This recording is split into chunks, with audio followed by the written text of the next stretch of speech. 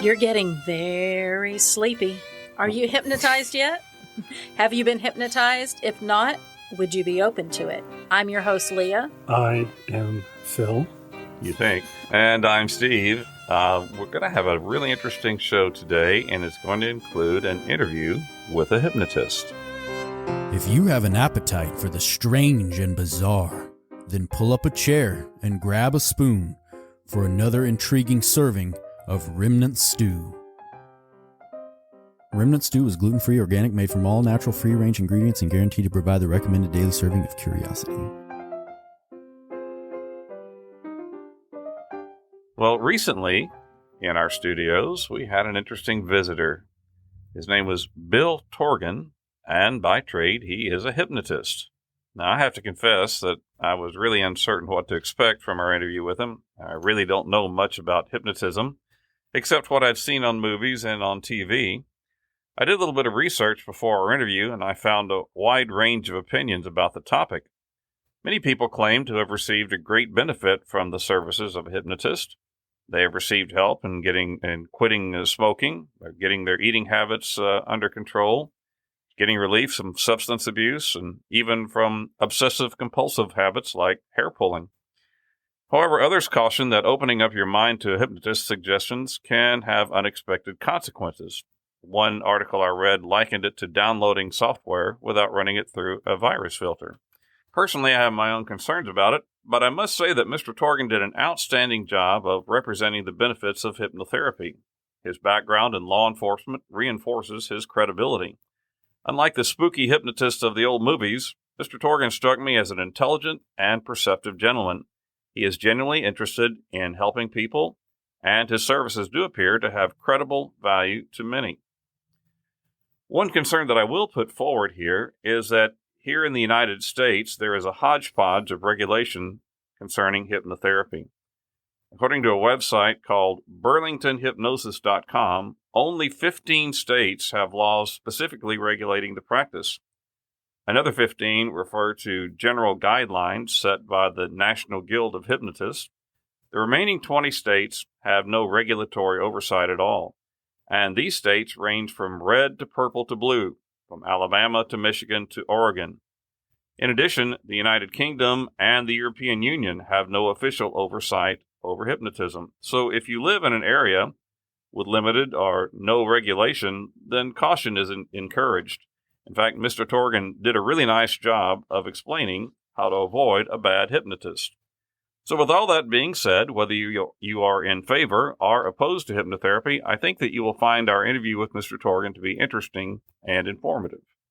Now, but before we get to our interview with Mr. Torgan, I'd like to talk briefly about the history of hypnotism. It really got its start with the unique, and I'm using finger quotes there, medical practices of Dr. Franz Anton Mesmer, a physician, Mesmer, a physician who lived in Vienna, Austria during the 18th century. Mesmer was an interesting and colorful character who was a fervent believer in the more esoteric aspects of Western medicine, such as the influence on the human body of things like astronomy and magnets. More specifically to our topic at hand, Mesmer believed in the existence of a natural energy transference, occurring between both animated and inanimate objects. He called this animal magnetism. The escapades of Dr. I always thought animal magnetism was what Phil has, you know.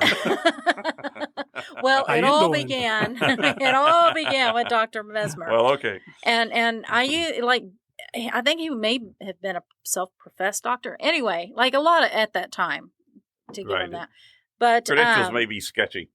We really could do an entire episode on just him. I think we mentioned him in one episode. I think we did. But anyway, credentials? Who needs credentials? He was eventually seen as a fraud, and he was exiled.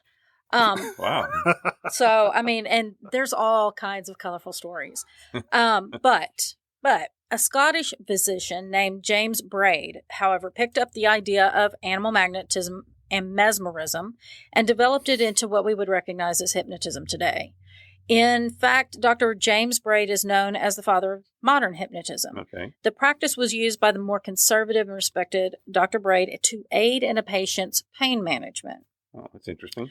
According to JamesBraidSociety.com, and Braid is spelled like B-R-A-I-D. Right, like you braid your B-R-A-I-D. hair. In 1842, Braid published I don't know how to pronounce this, Neuropnology, or the rationale of nervous sleep, considered in relation with animal magnetism. Initially, Dr. Braid considered the phenomena was a form of sleep, so he named the phenomena after Hypnos, the Greek god of sleep and master of dreams. But in 1847, he regretted that. He came to regret it. Oh, yeah. He discovered that all the major phenomena of hypnotism, such as catalepsy, which is kind of sleep, anesthesia, and amnesia, could be induced all without sleep. Okay.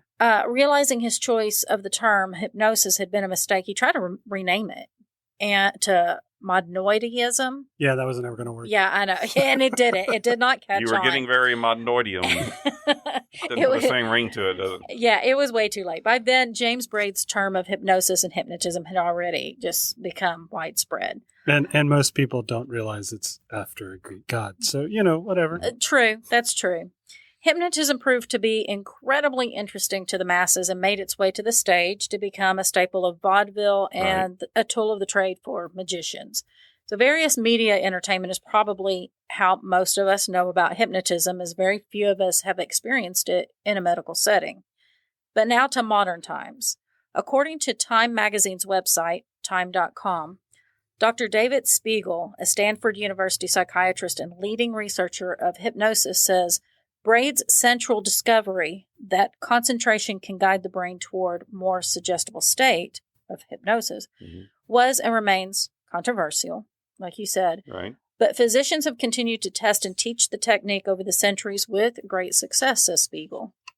In fact, hypnosis is currently being used in the operating room, according to Lorenzo Cohen, director of the Integrative Medicine Program at the University of Texas MD Anderson Cancer Center. So that's pretty reputable. Yeah, world-renowned cancer center, by the way. We have some really good hospitals here. Right here in the greater Cut and Shoot area. That's right. Just on the outskirts. Yeah. For some localized breast cancer surgeries, the center lets patients choose between general anesthesia, that's where you're put under, or localized anesthetic, which is just the area being shot. Being anesthetized. Combined with hypnotherapy. Interesting. Those who choose the second option remain fully awake during their surgery, but a hypnotherapist first helps them enter a state of deep relaxation or hypnosedation, Cohen says. The local anesthesia should be doing its thing, Cohen says, and then the rest is in your head. Probably the after effects aren't as difficult as exactly. Coming out of like if you can, anesthesia. Yeah, I have a problem with anesthesia. A lot of times I have more of a problem with anesthesia than I do the surgery. So this would be, yeah, I would be a good candidate do. I come out this. saying strange things and singing really weird songs. And... Wait, there's a difference?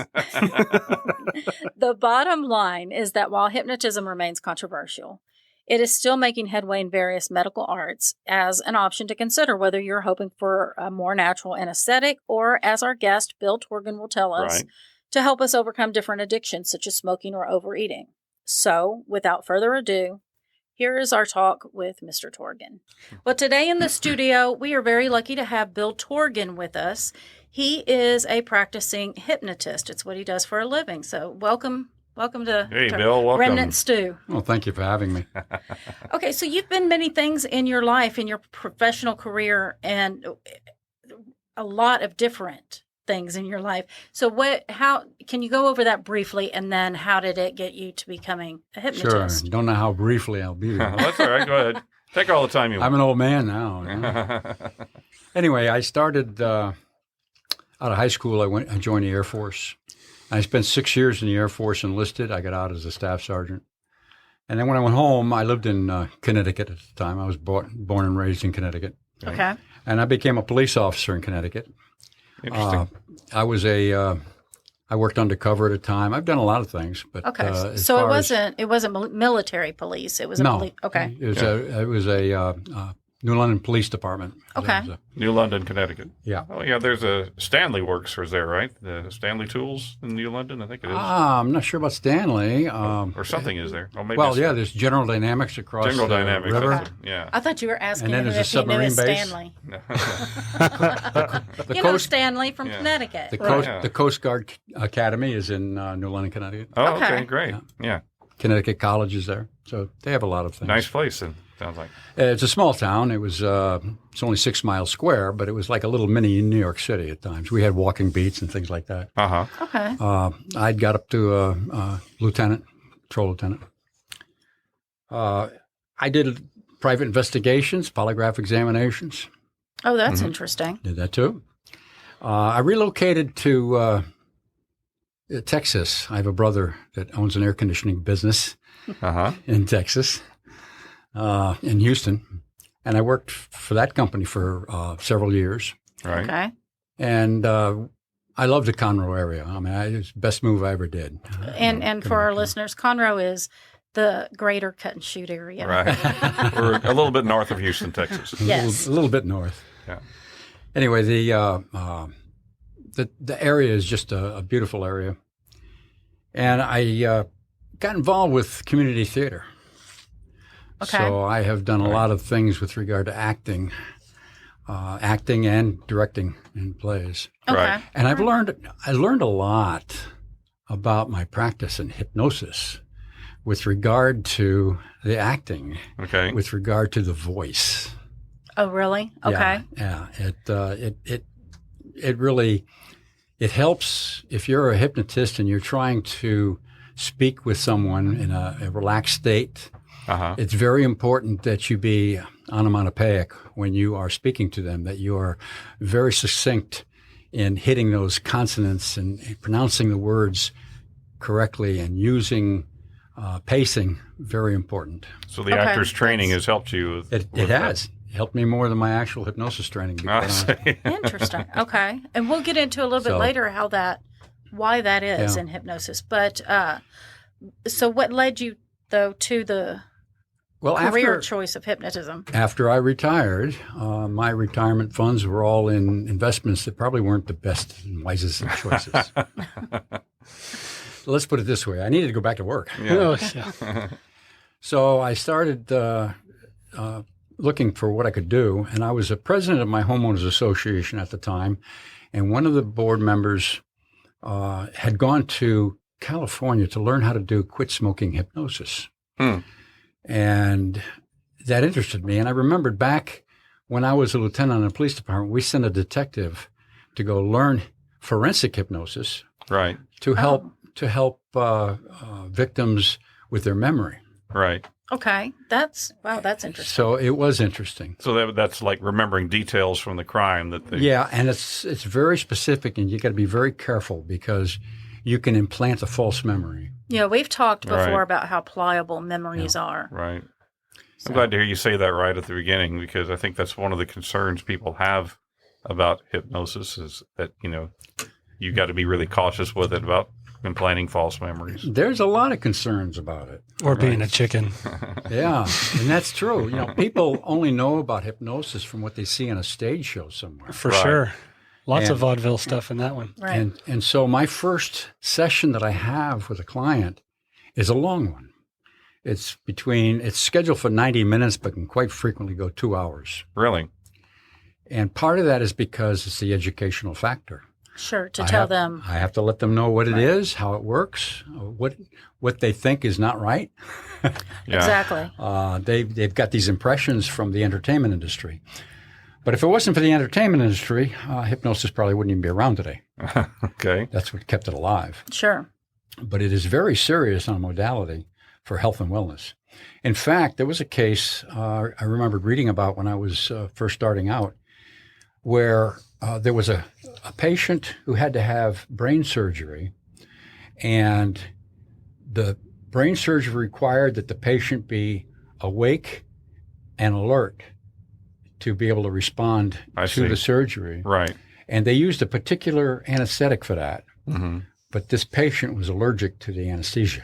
Oh, no. Oh, no. And so she worked with a hypnotist, and they ended up doing open brain surgery with hypnosis being the only anesthesia used. Interesting. That Really interesting. That's yeah. amazing. And it was very successful. Wow. Oh, wow. That's really interesting. So I don't do that, though. So let's, I stay away from brain surgery whenever I can. All of a sudden it's, hey, doc, no, not that, no, that. Oh, we just lost a patient. yeah. probably wise. Well, tell us then what services that you do provide as a hypnotist. Well, about 40% of my clientele come to me to quit tobacco. Really? Okay. Either smoking cigarettes, cigars, pipes. I've had them come to me to quit Nicorette gum, Really? tobacco and tobacco products. Okay. About 15% come to me to overcome alcohol and drugs. Mm-hmm. About 10% come to me for weight loss. And the other 35%, just about everything else you can imagine. Yeah. Oh, wow. In fact, I had a client come to me that had trichotillomania. It's hard to pronounce. It's trichotillomania. Trichotillomania. Trichotillomania. What is that? Trichotillomania. It's hair pulling. Oh, hair pulling, yeah.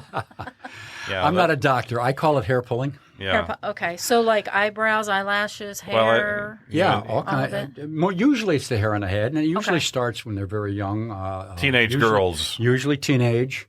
Right. And what happens is they get into this hair pulling, and it becomes unsightly. Mm-hmm. Sure. They have emotional issues. Right. And according to the Mayo Clinic, they really they treat it with the antidepressants and things like that, but it's really just a psychological disorder. Right.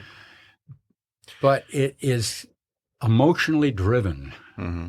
and that's what habits are, emotionally driven. Sure. Let me ask So you, hypnosis can be effective. have you had some training in counseling as well? Well, that's part of the training, and I have. Well, let me go back to a question you asked a long time ago with regard to what I was doing. Yeah. And that was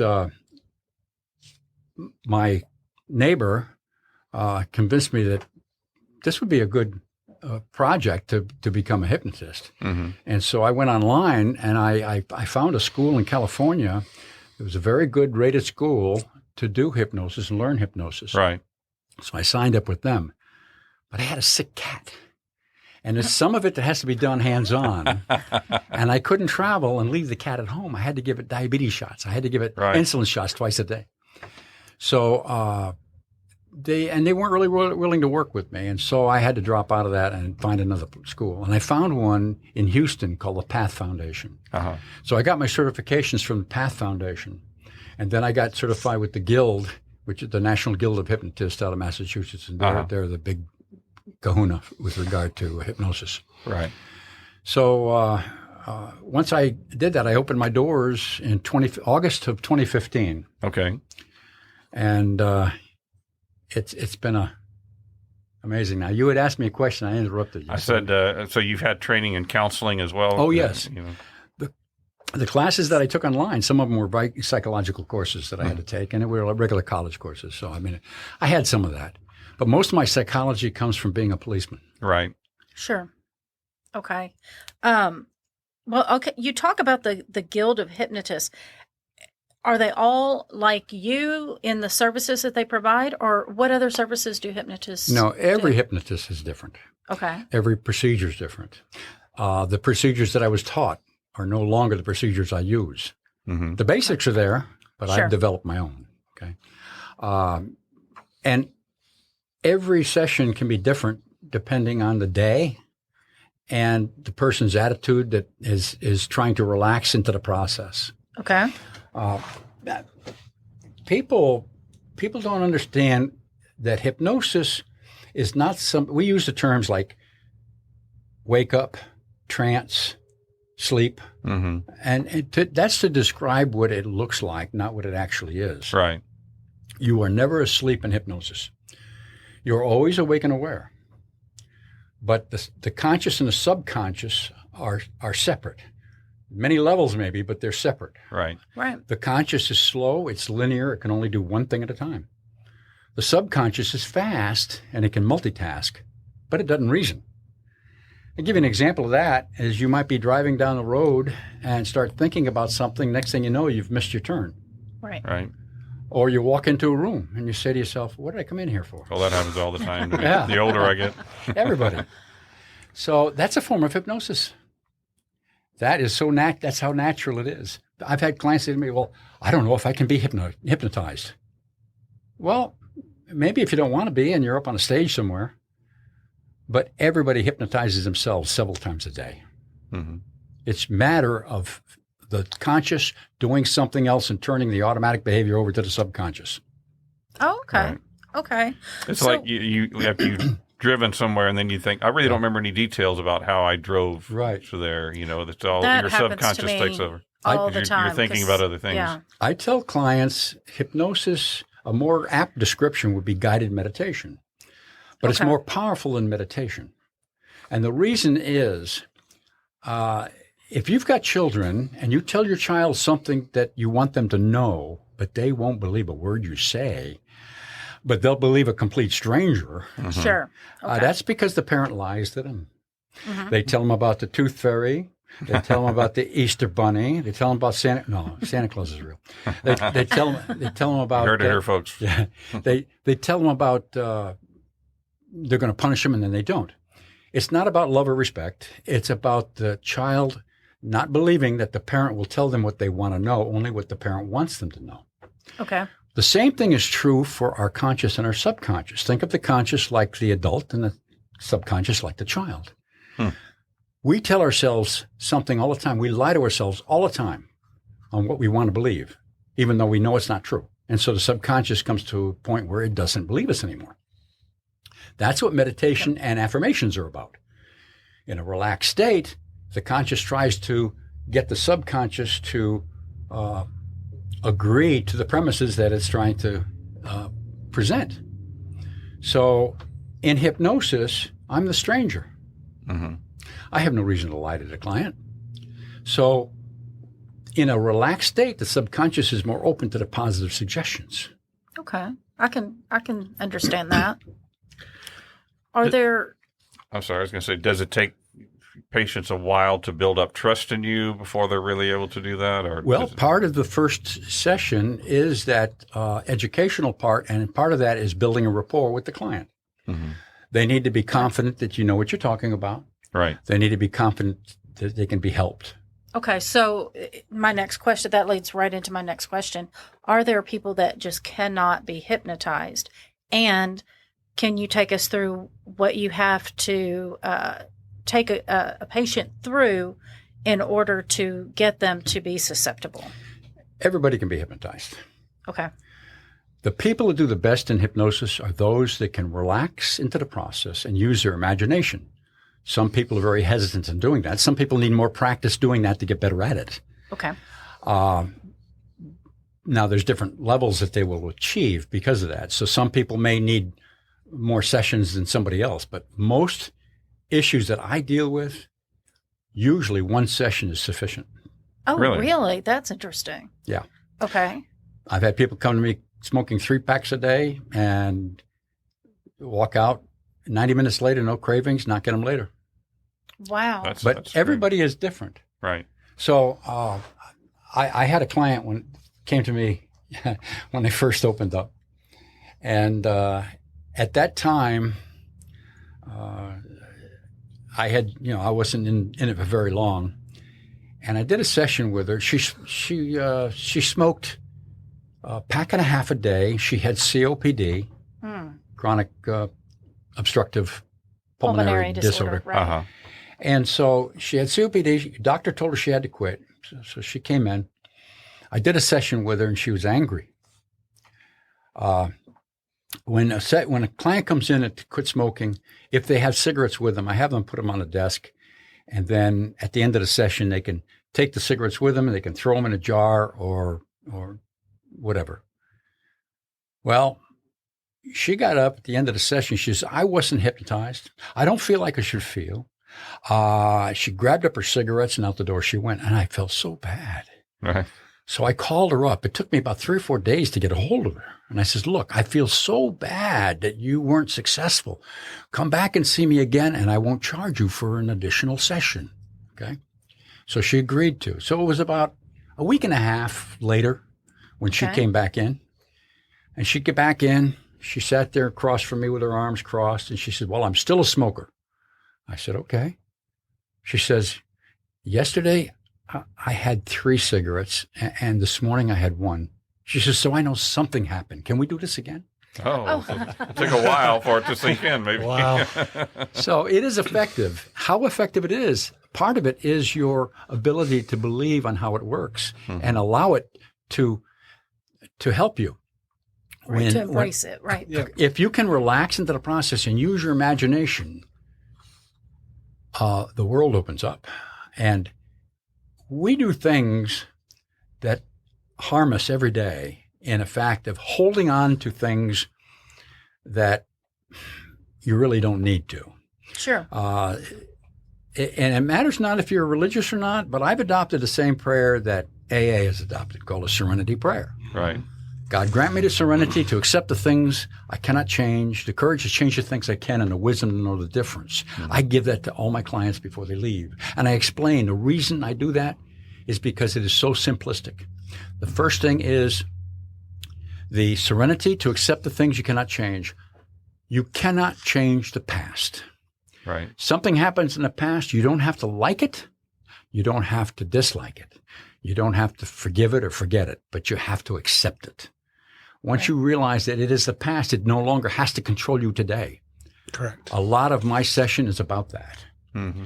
And the other thing is the courage to make the difference, and that's what they do when they come to see me. And finally, it is the wisdom to know the difference, because there's some things that are organic. There's something you have to be able to deal with. Right. So the emotions are what drive most people's habits. And to release that, that's part of my process. The first thing I do is an induction, which is nothing more than some relaxation techniques. Mm-hmm. Okay. Then I do, and it could be a boring story, it could be anything. I hold my hand up in front of somebody's face and I say, "Now imagine this is a pocket watch." So the first thing is just some induction, and then I do a deepening, which is nothing more than more relaxation techniques. Okay. And then I do what's called a regression to cause. So if your issue is like the client today had a hair pulling issue, mm-hmm. and so I took her back in time to the first time she could remember hair pulling becoming an issue for her. Why did it happen? Yeah. And not really why. Yeah. Just when did it start? Yeah. Okay. Take the person back. Someone's smoking. I say, okay, take it back to the first time you can remember having a cigarette. But better yet, take it back to the first time you can remember deciding to be a smoker. That may have been when you had your first cigarette, or it may have been before, and you never had the opportunity until later. I decided to be a smoker long before I tried my first one. Yeah. Oh, And I started smoking when I was 8 years old. So I quit over 35 years ago, folks. Right? He's helping people to quit smoking, but, going out back. Yeah.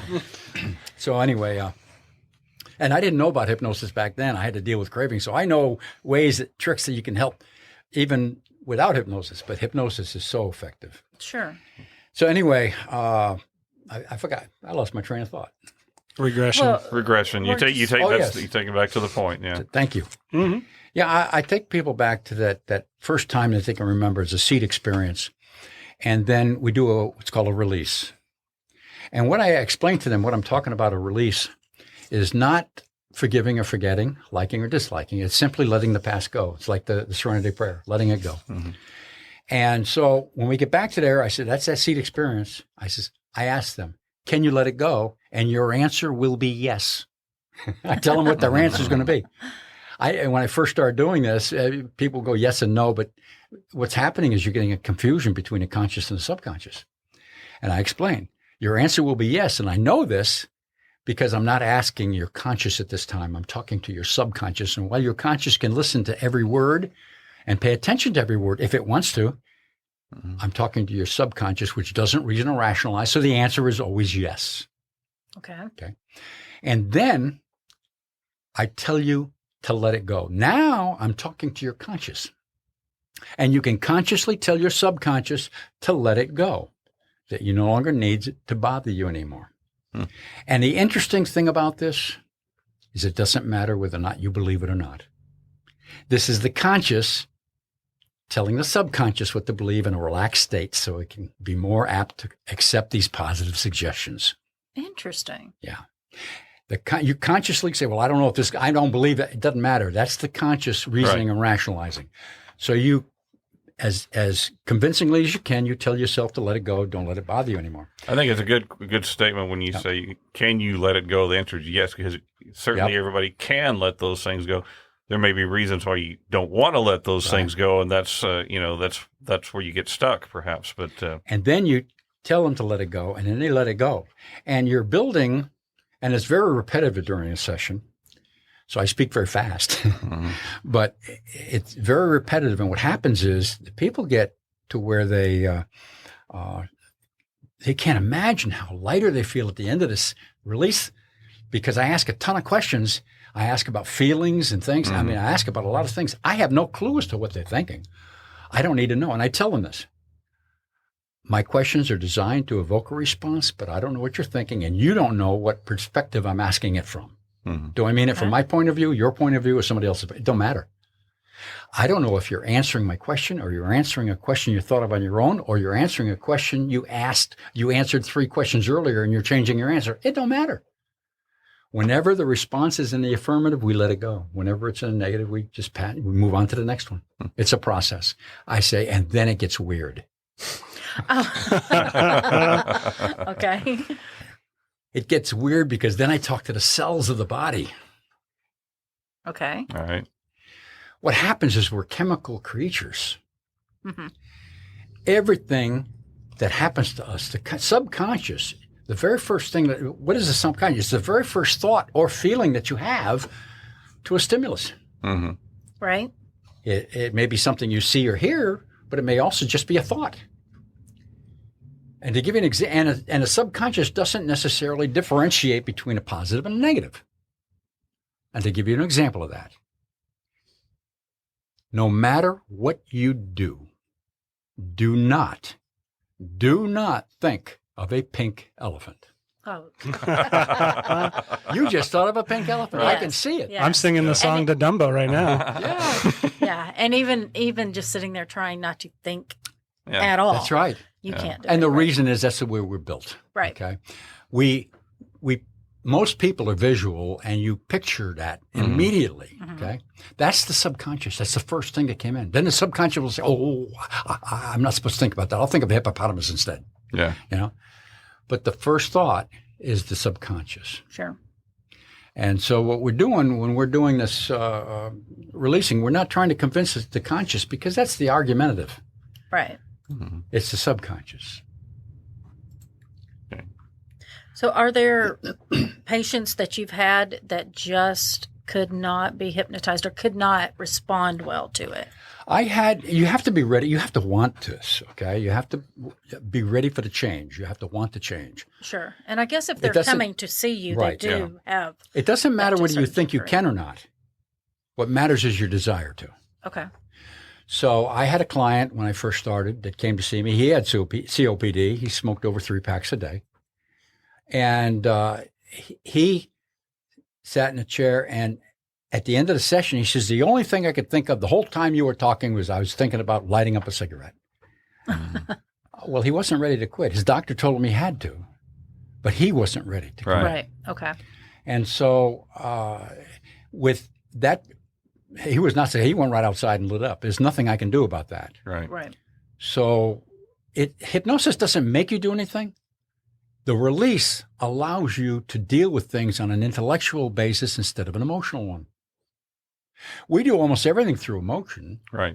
You know, people, have you ever stood in front of your refrigerator, open the door, or pantry, open the door, and say to yourself, what do I feel like eating?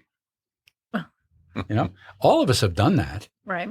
You're trying to satisfy an emotion. That's not true. Happened a lot during the pandemic, in fact. That's a good point. They're That's a black very good cookies point. with white filling. Because everything else was disrupted, so, we were acting that. Yeah. I've had a lot of aha moments. Some of the most difficult things I've had to deal with in helping people has been weight loss. Weight loss is usually not a one-session deal because it's a modification. It's not a all-or-nothing type of thing. Right. You can't quit cold turkey. And the other thing is memory. When people call about memory, I explain several things about that. First of all, the only license required for hypnosis in Texas is forensic hypnosis. Okay. And you have to be a licensed peace officer for that. And the reason for that is credibility in court. Okay. Right. And that's helping witnesses with memory and things like that. Right. It's very understandable. People come to me for memory usually for finding things and that type of thing. And memory is a tricky subject because I can help people relax. And a lot of times when you're in that relaxed state, I can talk them back through and then they can remember things. But I tell the client, look, if you were looking for a lost item and you don't know where you put it, but you put it in safekeeping or something and you don't remember, if somebody moved that item, it doesn't matter if you remember it or not. Right. That's right. That's right. Okay. And so I had a client once that had a little micro disc that he wanted to find. And he remembered certain things about it. We went through the whole process, and I explained to him to begin with, chances are you may not be successful because if someone moved it, if it was actually lost, Right. if it dropped out of your pocket, it won't help you to remember. So he never found it, but he felt so much better afterwards. At least he tried. Yeah. Yeah. Something you talked about. I was a teacher for many years. Yes. History, And- right? Taught history for many years, yes. And, over the years, I ran across some people that really shouldn't have been in the teaching field that were not good at it. Yeah, my teachers were that way. So you talked about, in Texas at least, how can you tell if somebody's not reputable in the hypnosis profession? Does it happen? Yeah, that's a good question. What do you look for in a hypnotist if you're looking for help? Right. Right. There's a lot of schools out there. Some of them are very good, Mm-hmm. and some of them are not so good. Some of them are like, okay, well, send me the money and I'll send you the certificate. Right. What you really need to look at is their reputation. Mm-hmm. You live and die in this industry by your reputation. Right. People don't just look at the stars, look at the write-ups. Because you can look at reviews on how somebody says something and tell whether or not this person's just starting out and they just got some friends to pop in some 5-star reviews for them. But take a look at what you do. A lot of the clients come to me from referrals. Mm-hmm. And one of the reasons for that is simply because people are happy with the results. I've had clients refer to me that even weren't successful in what they were trying to do because of the process I use. They felt like you were competent anyway, whether it worked for them or not. Yeah. They teach you in hypnosis, most hypnosis schools, to sell your services as packages. So you want to quit smoking? I sell you a quit smoking. I'll even guarantee it. It's a 3 or 5 session package. What you're doing, as far as I'm concerned, is stealing money. Is upselling, right. Okay? I don't think it's honest. Right. And because I don't think it's honest, I can't go with that model. Right. I don't mind a package if it's a value in that package. Sure. Mm-hmm. Just because you actually get someone to I look at it this way. If I help someone quit smoking, if I have a 3-session package and I help somebody quit smoking in that very first session, then they come back for the next 2 sessions because they want to get their money's worth. Right. What am I doing? They're not happy with me. Right. They feel cheated. And if they're not successful and they're not going to be successful in the first session, then I'm I'm wasting my time and their money. Right. Mm-hmm. So I decided a long time ago that most of the stuff that I do is a one and done. If you're successful, great. If you want to come back for a follow-up session, you don't need a long session because the first part of it is rapport and it's for also education. Mm. You just need the 45-minute to an hour session. And we can delve right into it. And most people find they go deeper, quicker on a second session. Right. Right. So there are, like he said, in every field, there's those that are not so good at their job. Can a hypnotist do damage? Not really. Not really. It's really and the reason is this is all internal to you, and your subconscious is really only going to be accepting positive suggestion. Hypnosis doesn't make you do anything. Okay, yeah, and we've been kind of dancing around that. Right. A hypnotist really cannot make you cluck like a chicken if you don't want to do that. Right, and I tell clients, look, the thing is, people get up on that stage. The first thing a hypnotist does is they will turn around and they'll do some simple little tests to see how compliant people are. And then they will select those people they think would be good subjects. And then they get up on the stage, and then if you ever notice, they'll usually end up dismissing a few people. And the people that they dismiss are for two reasons. The first is that they decide they want to prove something or they don't want to do it. They want to just not cooperate. And the second is they're faking it, and that's just as bad. Mm. So it's real hypnosis on a stage show. But it's the people saying, hey, they raise their hand and they say, I want to do this. I want to be a part of this. I would never get up there and cluck like a chicken, but now I feel I'm empowered. I can do it. Well, compare what we see in the movies and on television, old movies with the watch swinging back and forth, your eyes are getting sleepy and all this, or getting heavy. And so how does that jive with reality? In reality, it just relaxes the muscles in the eyes. It creates a little tension and relaxation through the eyes. I use a similar type technique. It's a little different. Uh-huh. I put my hand in front of someone's face fairly close, and I ask them to stare at one point on my hand, one point only. And then I raise my hand up and have them follow it up with their eyes, but not their head. Mm-hmm. And they're using the muscles in their eyes. If you look up without moving your head, you're going to find your eyes are straining a little bit. Yeah. And that little strain is just giving you a little tension. And then I will have them close their eyes and relax their eyes. And that relaxation, when you tense a muscle group and then you release it, the muscles relax more than they were before they tense to begin with. Okay. And what hypnosis, a lot of times there's an induction called a PMR, progressive muscle relaxation. And it usually you start on the scalp and then you walk the client through and verbally from one muscle group to another until they get down to their toes, and that's a way. It's a long one sometimes. There's all the other ones where you just count backwards and you keep counting backwards. And, you go to a doctor for an operation and the anesthesiologist starts the solution and he says, okay, count backwards from 100 and you go 100 up. Yeah, that's it. Yeah. You get to one. Well, this takes a little bit longer without the solution, but at the same token, it's very effective. I've helped clients who've had trouble sleeping do it that way. I do that to go to sleep, and I've also encountered that in yoga. Yep.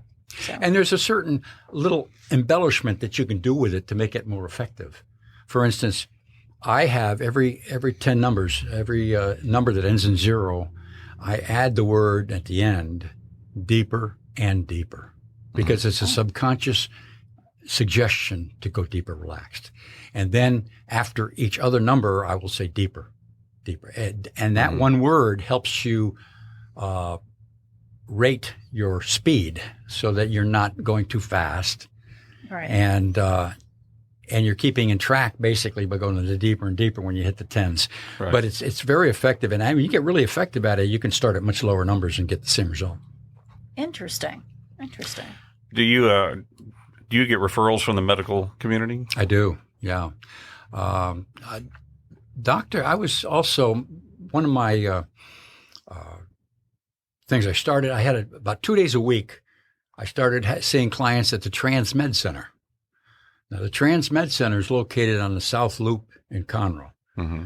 And it's where Robert's Pharmacy is and Family Care First Family Care Center. And it's the TransMed Center, the doctor there is Dr. Caldwell. She was my mother's family physician years ago, and now she's the director of this. And they're based on a holistic wellness type of thing. They believe in functional medicine. They believe in doing things for the cause and not just treating the symptom. Right. Okay. And so they're very effective. And I saw clients in her office probably it was twice a week on Tuesdays and Thursdays. But eventually, it really didn't make a lot of sense to have two offices where clients going back and forth. And so now I see all my clients at my main office, which is in downtown Conroe. Okay. Okay. And how long have you been doing this?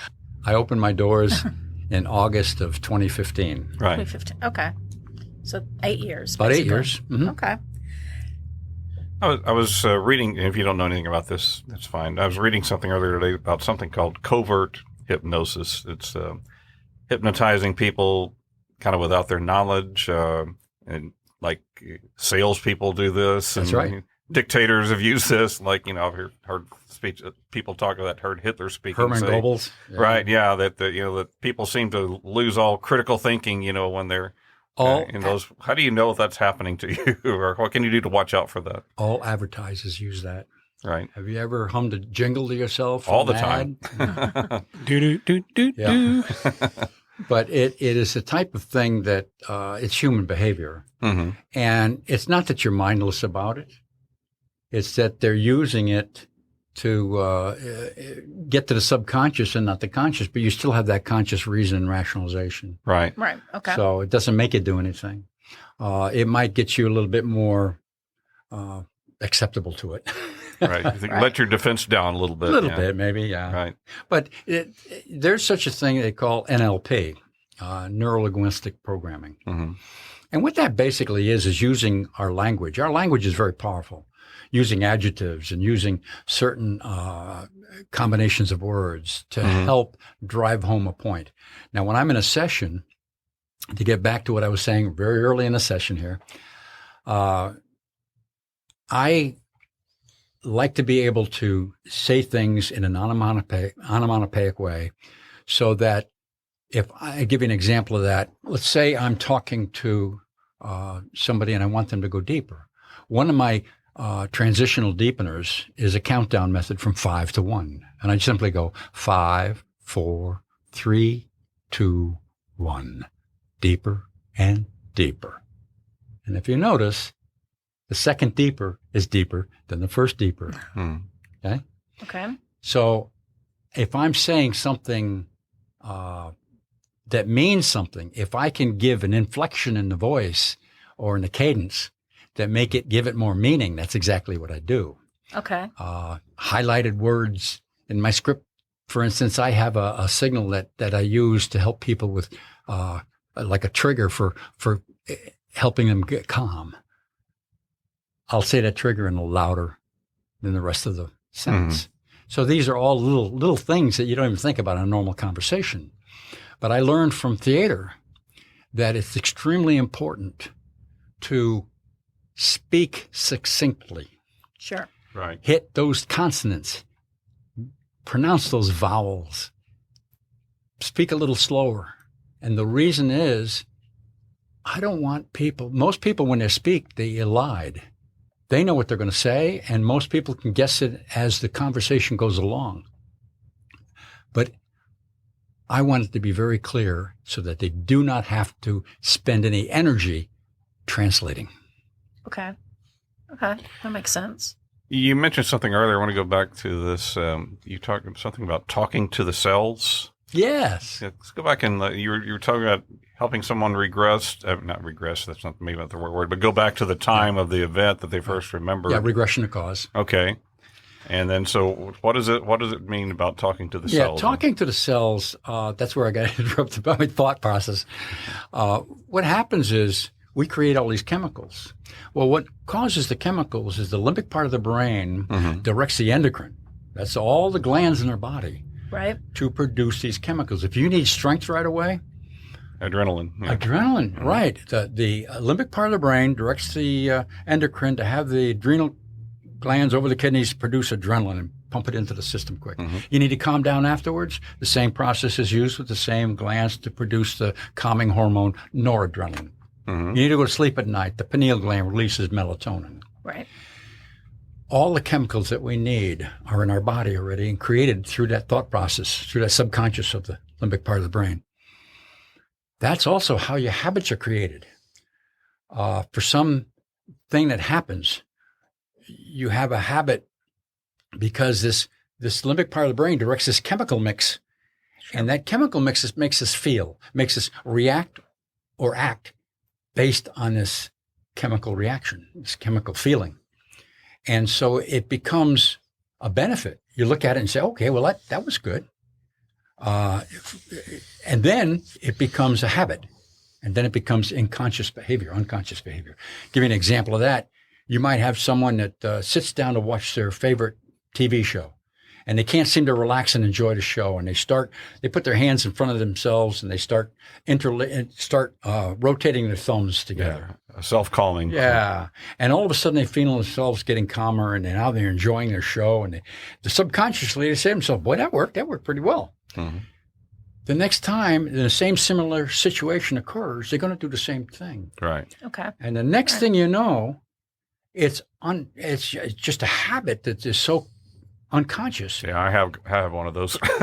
And then they turn around and say, you know what? I'm getting arthritis in my thumbs. I better not do this anymore. I'm not going to twiddle my thumbs anymore. And so they sit on their hands and they're watching their show, and next thing you know, they can't believe it. They're twiddling their thumbs. Right. That's how the subconscious works. Sure. So what I do is I talk to the cells of the endocrine. I'm really talking to the limbic part of the brain. I'm really talking to that subconscious. And I do what's called a reboot. That's really just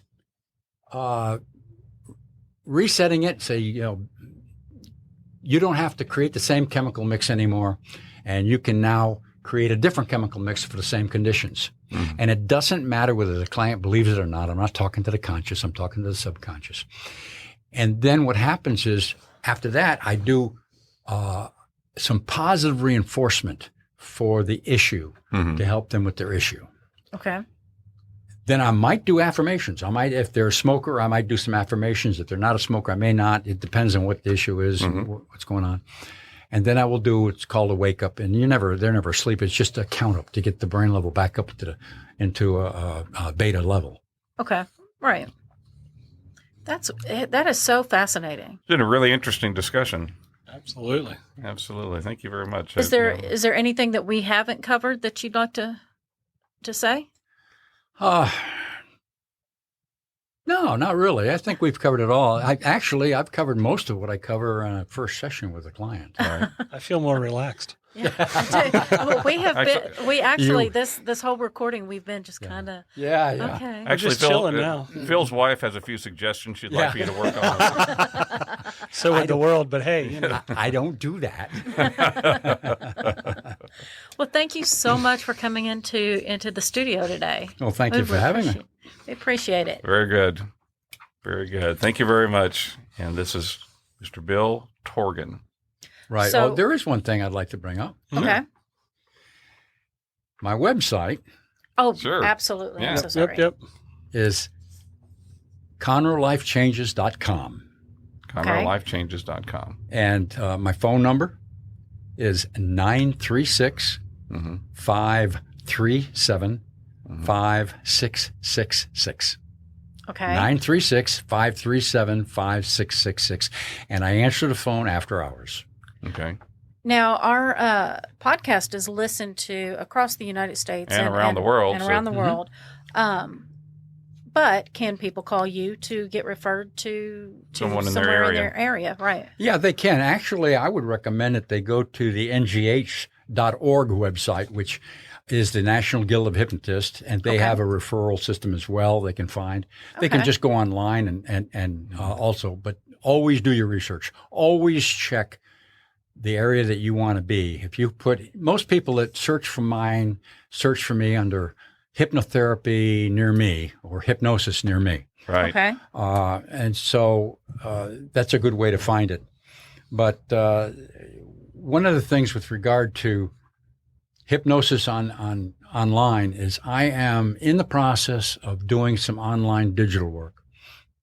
I'm creating some books and some self-help books and some recordings, hypnosis recordings. I'm early in the process, but I plan to have those out in the market for too long and get them out there. So there's going to be quite a few I have planned as soon as I can get them out. So tell me your website one more time. It is ConroeLifeChanges.com. And Conroe is spelled CONROE. ConroeLifeChanges.com. Well, thank you, Bill. Thank you so much. Thank you, Leah. Thank you, Bill. Thank you. Hey, thanks for spending some time with us. Check us out on Facebook and Instagram at Remnant Stew Podcast. You can also send us an email to say hi or to suggest a topic for a future episode at staycurious@remnantstew.com. We'd love to hear from you. Remnant Stew is a part of Workin' Raven Ventures and is created by me, Leah Lamp. Dr. Stephen Meeker and I research, write, and host each episode, along with commentary by our audio producer, Philip Sinquefield. You're welcome. Theme music is by Kevin MacLeod, voiceover by Morgan Hughes, and special thanks goes out to Brandy Nichols, Judy, Meeker, and Harbin, Gould. Now, before you go, please hit the follow button so you won't miss an episode. Head on over to Apple Music and leave us a review. Share Remnant Stew with your friends, your family, and Franz Anton Mesmer if you happen to run into him, but don't believe his credentials. Until next time, remember to choose to be kind and always stay curious.